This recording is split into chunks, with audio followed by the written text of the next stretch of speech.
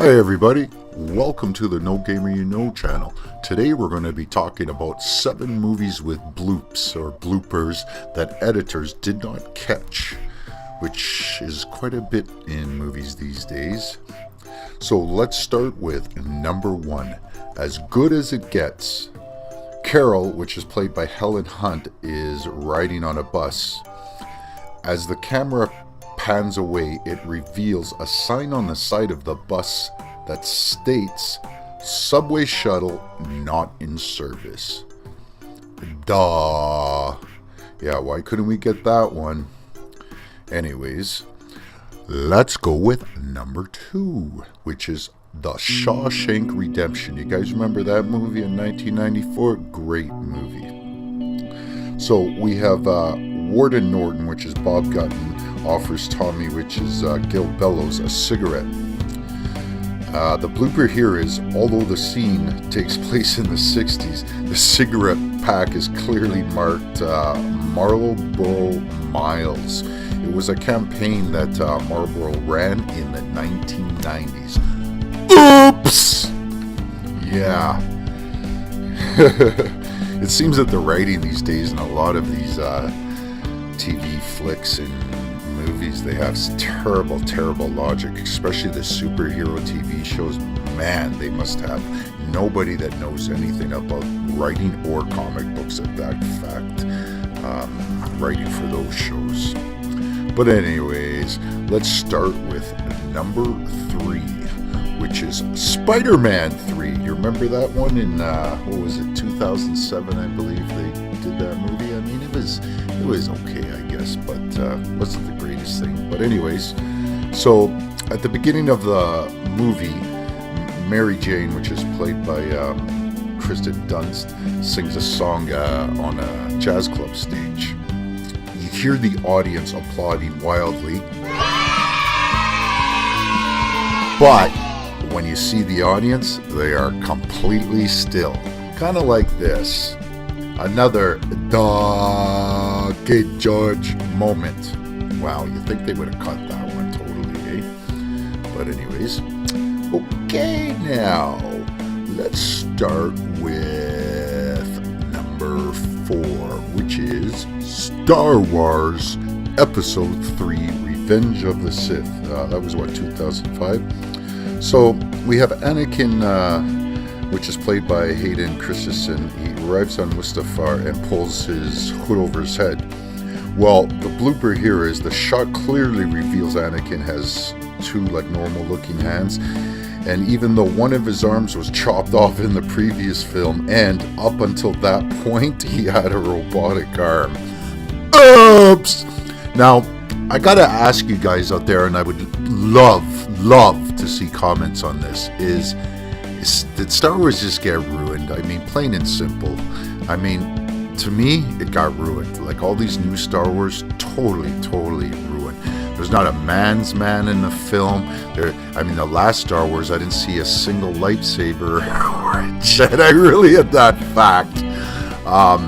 It seems that they're very feminine guys, almost like the Hunger Games. So, as if I'm going to believe those characters are going to be fighting galactic wars. It's just awful, man. Anyways, that's my opinion. So, we all have our own opinions, right? I mean, I've heard a few other people talk about it that way too. But, like I said, we all got our own opinions. But anyways, let's move on to number 5, which is an older movie, but it's one of my favorites, actually. It is Breakfast at Tiffany's. This was in 1961, and the scene involves the cats, actually, in the movie, are cats. The blooper are, there's 2 different cats definitely playing the same cat, which, they do, obviously, in film and stuff like that. Except in this case, one is a yellow mackerel tabby and one is a yellow classic tabby, and I don't know, I guess it's kind of hard to see the difference, because it's black and white, so I guess that's why they did it. But this is kind of, if you look at the pictures, what it looks like, because a yellow can also be a grayish color, but it's hard to really know because it was black and white originally, and then they colorized it. But anyways, that's the mistake that cat experts, I guess, caught. I ain't no cat expert, but that's hilarious, I guess, when you think about it, eh? But anyways, let's start with a number, what is it, 6 we're on here, which is Castaway. Do you guys remember that movie with Tom Hanks in 2000? Great movie.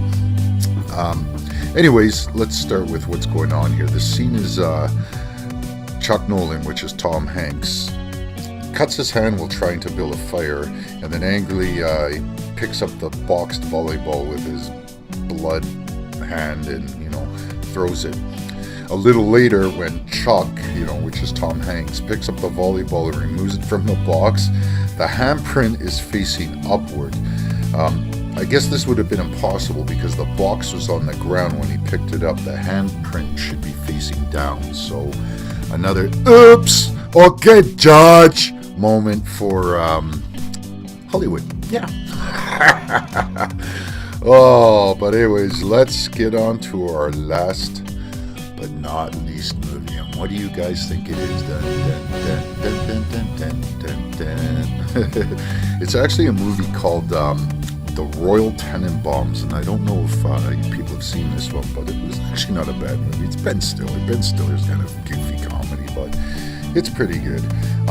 Anyways, the scene is Chas, which is Ben Stiller, shows Royal, which is played by Gene Hackman, that a BB is still lodged in Chas's hand from a year ago when Royal shot him.